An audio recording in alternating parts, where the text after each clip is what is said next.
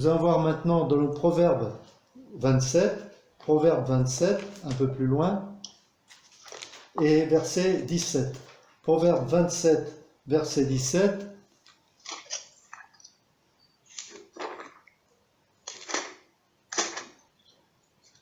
Le fer aiguise le fer. Ainsi, un homme aiguise la personnalité de son prochain.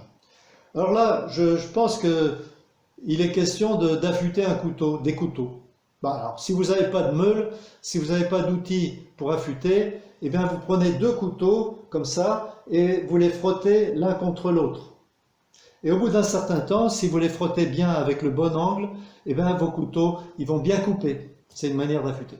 Eh bien, le proverbe nous dit que le fait de vivre ensemble, de nous frotter les uns aux autres, ça nous affûte, ça nous améliore, ça nous fait progresser. Alors, en particulier, avec des personnes qu'on n'a pas choisies, mais qui ont parfois un caractère qu'on trouve un peu bizarre et difficile. Voilà. Et donc, la tendance naturelle que nous avons, c'est de fuir ces personnes. Alors, comme on est gentil, on leur dit bonjour, salut mon frère, salut ma soeur, on fait une bise, enfin pas maintenant, mais normalement on fait une bise, et puis ça s'arrête là. Voilà, on l'invite jamais, et on discute pas avec ces personnes-là, voilà. Mais ça, c'est pas bien. La communion fraternelle, l'amour fraternel authentique, c'est aller justement vers les personnes qu'on trouve, qui ont un caractère qu'on trouve un peu difficile, pour justement les aimer et leur témoigner de l'amour de Christ. Alors, c'est pas facile, hein? Pas facile. Mais demandons au Seigneur qu'il remplisse notre cœur de compassion. Lui, il a bien eu de la compassion pour nous, le Seigneur, alors qu'on n'est pas des gens intéressants du tout. Il est mort pour qui? Il est mort pour des méchants, pour des pourris, pour des ordures comme nous. Tous. Donc nous, qui on est pour ne pas s'approcher d'un frère ou d'une sœur parce que il a un comportement bizarre, on le trouve un peu froid, mais peut-être que tout simplement c'est parce qu'il a eu une blessure émotionnelle, ou peut-être qu'il a manqué d'affection quand il était petit, ou peut-être qu'il a subi un traumatisme quelconque dans son passé. Voilà. Donc que le Seigneur nous accorde la grâce d'être remplis de compassion et que le fait de nous frotter les uns aux autres puisse nous faire progresser. On va passer maintenant dans le Nouveau Testament avec Jean chapitre 17. Alors le chapitre 17, figurez-vous que ce n'est pas un enseignement, c'est le Seigneur Jésus qui parle, mais il n'enseigne pas. Enfin, il enseigne évidemment, puisque dans tout ce qu'il dit, mais ce n'est pas un enseignement proprement dit, c'est une prière. Et c'est en fait une prière d'intercession. Pour qui? Alors, pour ceux qui sont là avec lui, mais il ajoute, c'est aussi pour nous qui vivons plus de 1900 ans après. Donc, alors, nous tous ici présents, nous sommes certains que ces paroles du chapitre 17, le Seigneur les a dit en pensant à qui? À nous, à toi. T'étais pas né? D'accord. Il te connaissait déjà. Il savait comment tu t'appellerais. Il savait tout. Il pensait à toi, à moi, à nous. Et il nous aimait déjà. Et il prie pour nous. Regardez. On va juste lire, vous pouvez lire le chapitre entier, mais on va juste lire de 20 à 26. Ce n'est pas seulement pour eux que je prie, mais encore pour ceux qui croiront en moi par leur parole. Vous voyez? Il prie pour nous aussi. Nous avons cru au Seigneur par la parole d'un frère, d'une sœur, qui lui-même l'a reçu d'un autre et d'un autre et d'un autre. Et les apôtres, eux, ont mis par écrit cet enseignement que nous lisons en ce moment même. Vous voyez? C'est formidable. Moi, je suis épaté par les merveilles du Créateur. Verset 21. Afin que tous soient un. Père, comme toi, Père, tu es en moi et moi en eux, et qu'eux aussi soient un en nous. Voilà, donc ça c'est une unité que nous ne pouvons pas produire, mais c'est une œuvre, c'est un miracle de Dieu lui-même. Que vous le vouliez ou non, qu'on fasse un effort ou pas, nous sommes un en Christ. Pourquoi? Si tu crois en Christ, si je crois en Christ, si nous croyons en Christ, nous sommes enfants de Dieu, donc évidemment, nous sommes un en Christ et donc nous sommes unis. Ça, c'est un fait qui vient de Dieu. Mais ça ne suffit pas, parce que selon d'autres passages de l'Écriture, cette unité, on a le devoir, nous, de la conserver.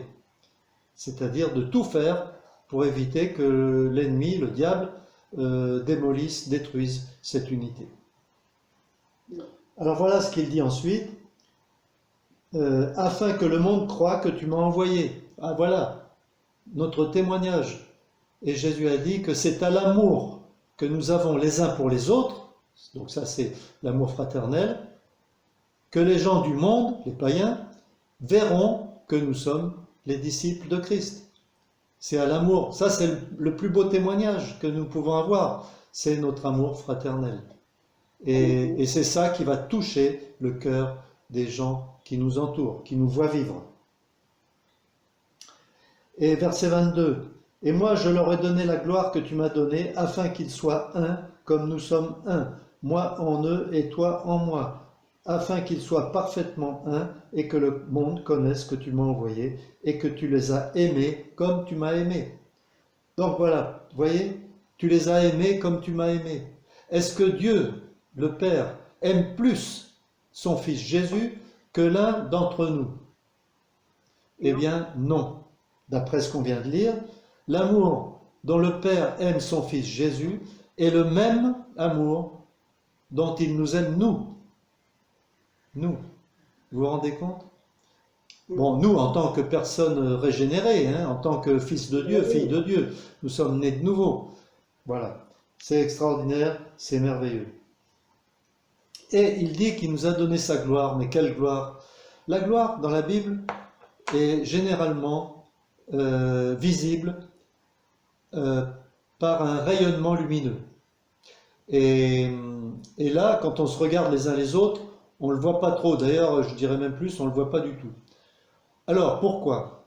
Eh bien, tout simplement parce que c'est vrai que nous sommes nés de nouveau, c'est vrai que nous sommes fils de Dieu, filles de Dieu, mais c'est vrai aussi que nous habitons dans nos anciens corps, dans des corps déchus, dans des corps terrestres, dans des corps faibles, dans des corps de terre.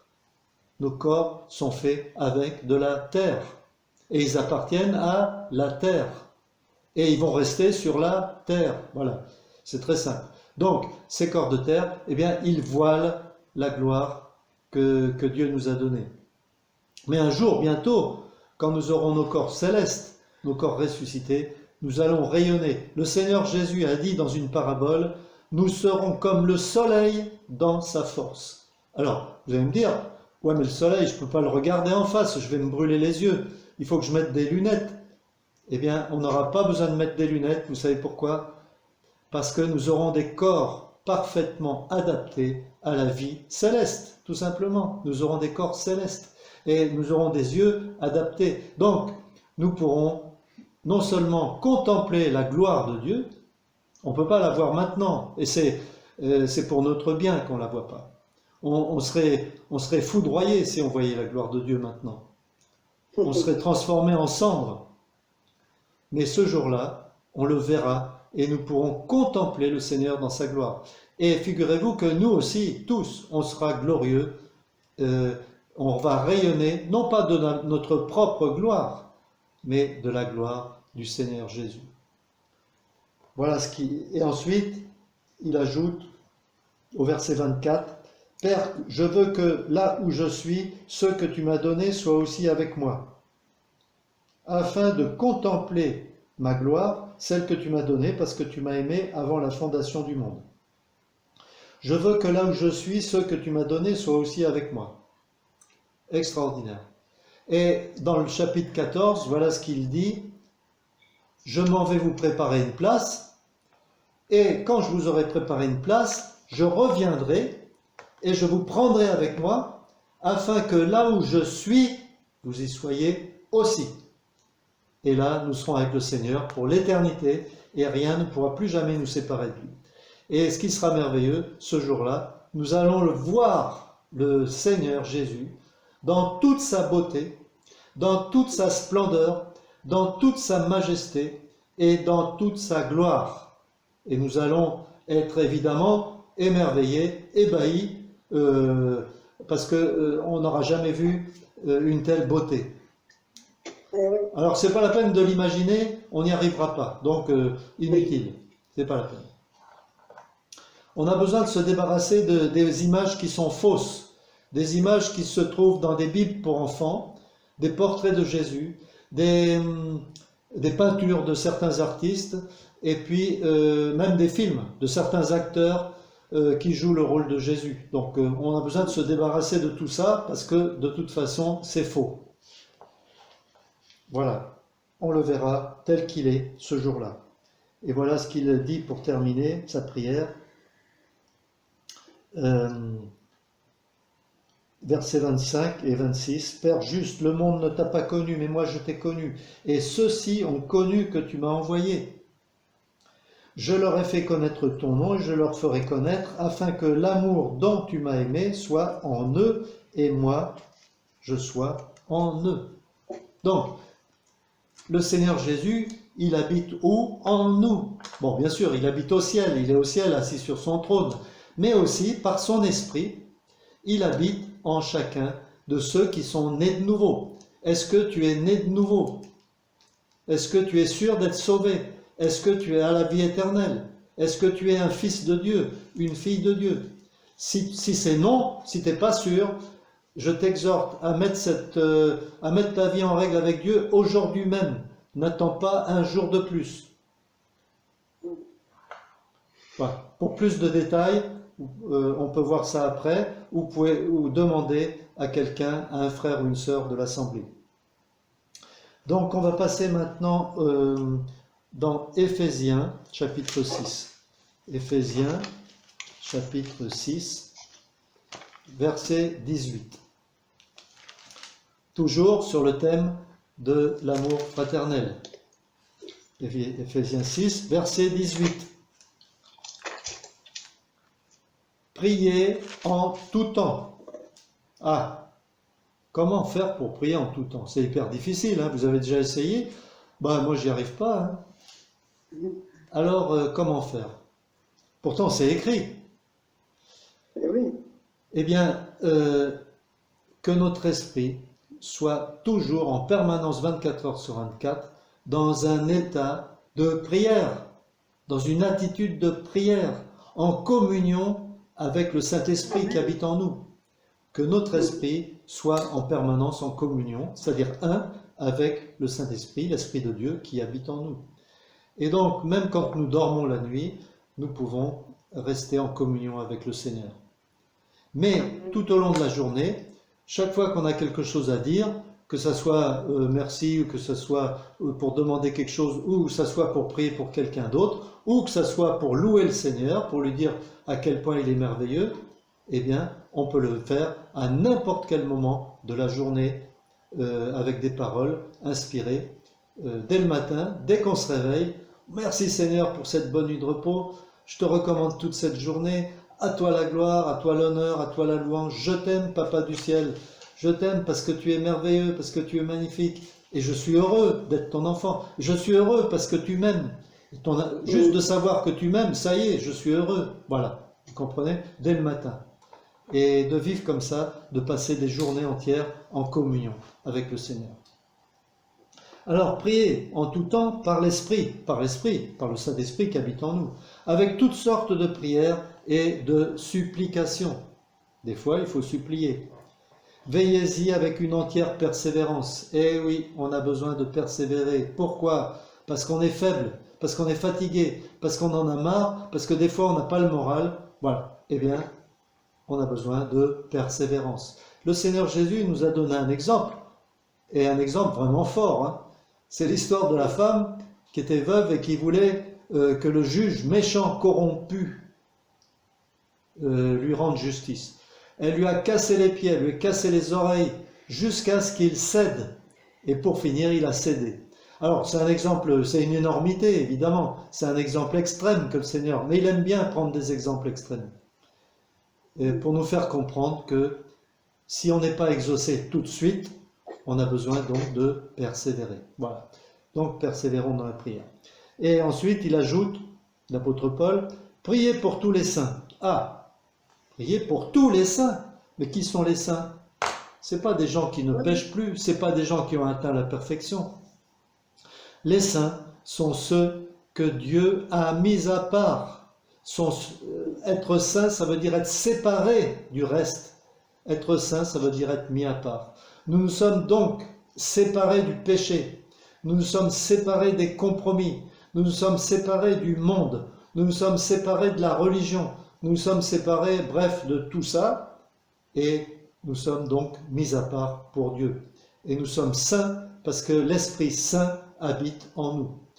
Donc voilà, priez pour tous les saints. Alors vous allez me dire, je ne les connais pas. Évidemment, il y en a des millions sur toute la terre. Mais il y en a quand même que je connais, qu'on connaît. Donc, nous sommes exhortés à prier chaque jour pour tous les frères et les sœurs que nous connaissons. C'est-à-dire en particulier ceux de notre assemblée. Voilà, donc nous sommes exhortés à le faire.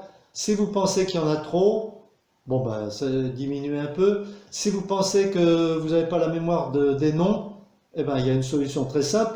Vous écrivez leurs noms sur un bout de papier, ou sur un carnet, ou sur un cahier.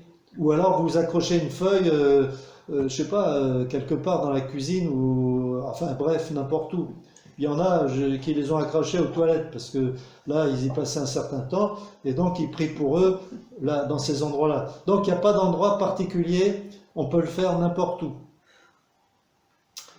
Voilà, donc priez pour tous les saints, et aussi pour moi, pour que la parole, quand j'ouvre la bouche, me soit donnée pour faire connaître avec hardiesse le mystère de l'Évangile, pour lequel je suis ambassadeur dans les chaînes, et que j'en parle hardiment, comme je dois en parler. Donc, ça veut dire, prions aussi pour les serviteurs et les servantes du Seigneur qui sont engagés dans un ministère, surtout un ministère de la parole.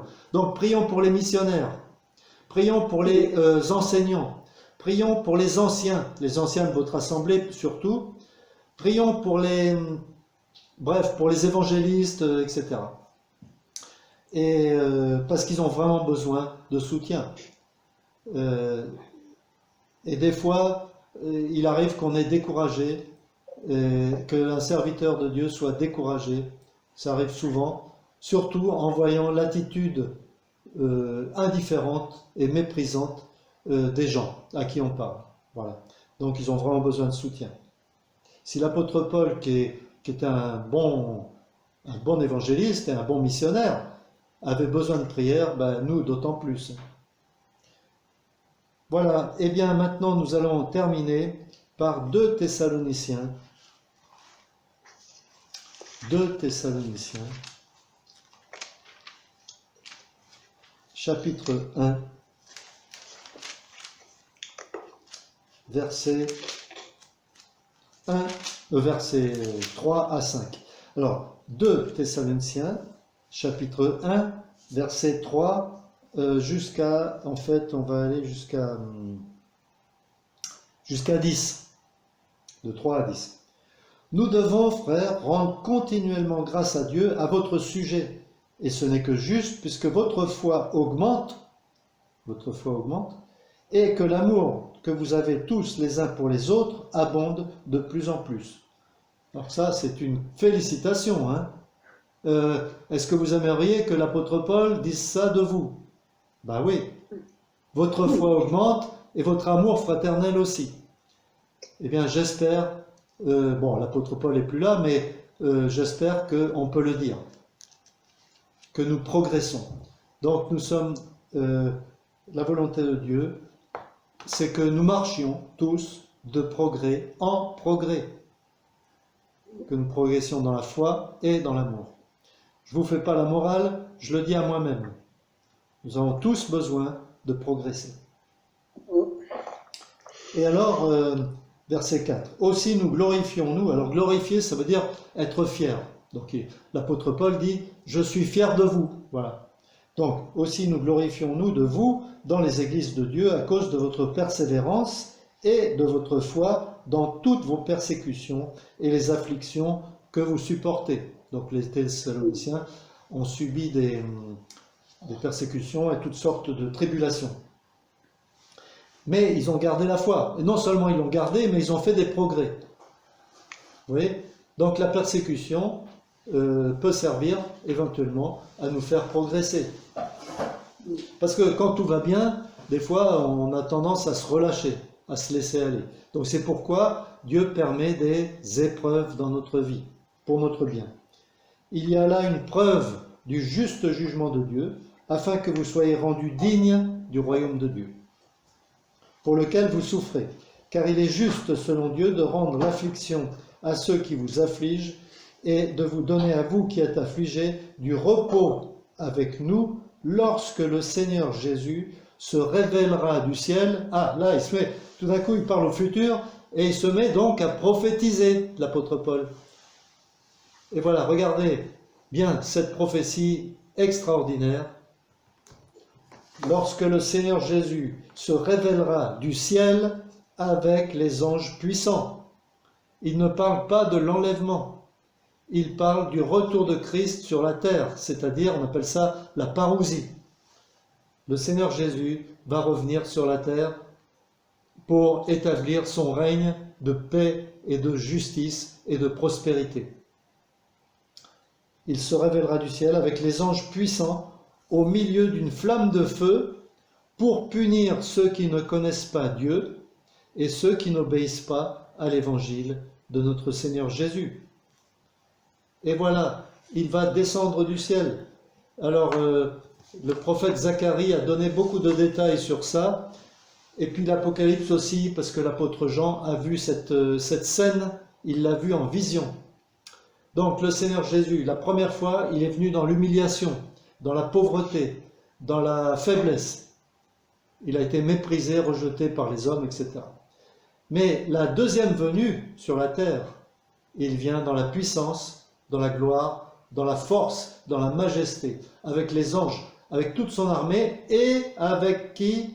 Avec nous. Pourquoi? Parce que le mariage aura déjà eu lieu dans le ciel. Et nous sommes mariés pas avec n'importe qui, nous sommes mariés avec le roi des rois. N'oubliez pas que l'Église dans son ensemble est féminine. L'Église est une femme, une épouse, actuellement une fiancée.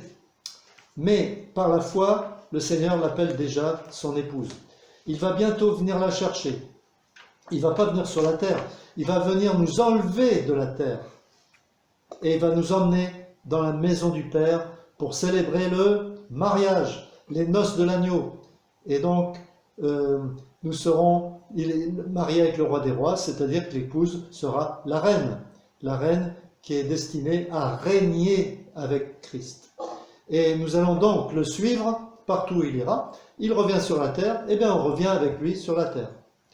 C'est ce qui est écrit ensuite, vous allez voir. Alors il va punir les méchants.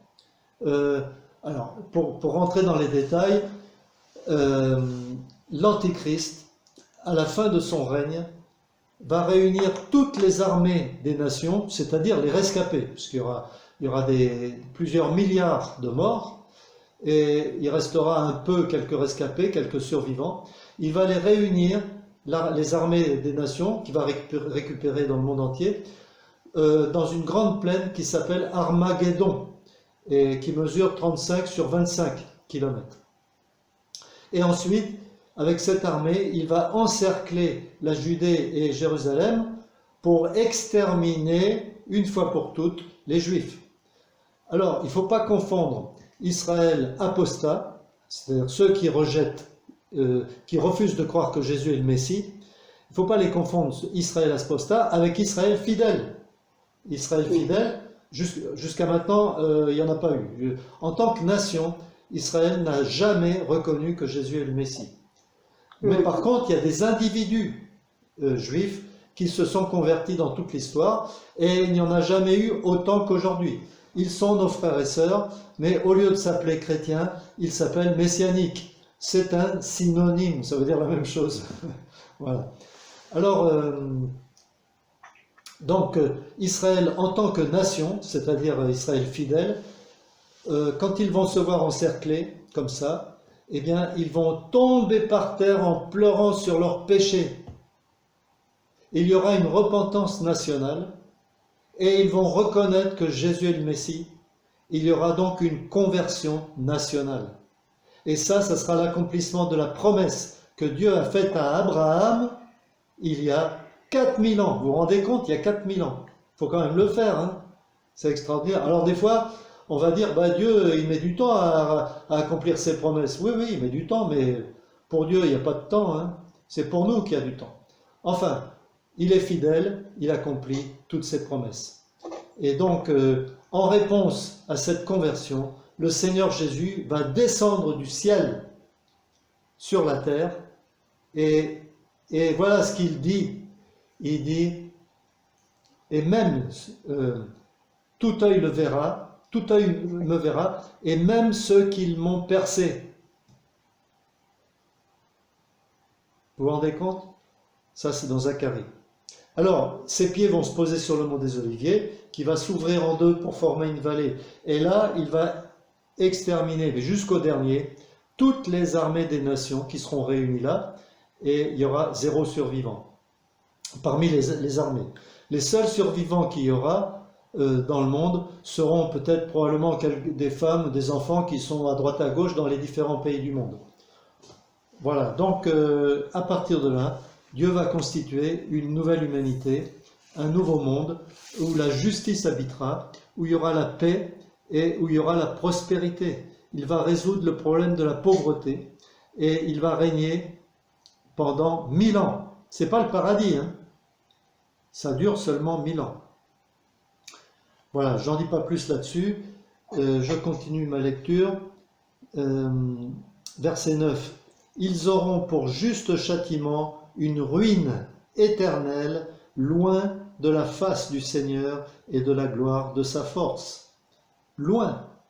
Donc, vous voyez, ce qu'on appelle l'enfer, le mot n'est pas dans la Bible, hein, mais la condamnation éternelle, c'est être dans le feu éternel, loin de la face du Seigneur. Loin. Loin. Et regardez le verset 10 pour terminer. Quand il viendra pour être en ce jour-là, glorifié où? Glorifié dans ses saints. Glorifié. Le Seigneur Jésus va être glorifié dans ses saints, c'est-à-dire en nous. En nous, il sera glorifié. Nous allons rayonner, parce qu'on sera ressuscité déjà. Nous allons rayonner de la gloire de Dieu. Et donc, les gens du monde, qui vivront à ce moment-là, les terriens, vont venir admirer le Seigneur Jésus, ou en nous. Mais aussi, il sera présent à Jérusalem. Hein. Jérusalem sera la capitale du monde, et le Seigneur Jésus sera le roi des rois, le Seigneur des seigneurs. Alors il sera glorifié dans ses saints, et il sera admiré dans tous ceux qui auront cru, c'est-à-dire en nous. Les gens vont, quand ils vont nous regarder, ils vont admirer le Seigneur Jésus. Alors c'est difficile à comprendre, mais on le croit. Voilà, on le croit parce que c'est écrit. Et donc c'est vrai. Donc les gens de cette époque-là, c'est peut-être ceux qui sont enfants aujourd'hui, je ne sais pas. Hein. Eh bien, les gens de cette époque-là vont nous admirer. Ils ne vont pas nous admirer nous, ils vont admirer le Seigneur Jésus en nous regardant nous. Vous vous rendez compte? Formidable. Or, vous avez cru à notre témoignage. Voilà, donc j'arrête là et je voudrais juste poser quelques questions concernant l'amour fraternel. Alors, c'est des questions personnelles et donc vous n'êtes pas obligé de répondre à voix haute, évidemment, que chacun réponde pour lui-même. Es-tu intégré dans une assemblée fidèle? Une assemblée fidèle, c'est une assemblée qui est basée, fondée sur la parole de Dieu, et non pas sur une religion, et non pas sur des traditions humaines. Exerces-tu un service? Un service, alors, c'est pas forcément prêcher l'évangile ou tout ça, hein. Un service, c'est un service quelconque, c'est-à-dire est-ce que tu fais quelque chose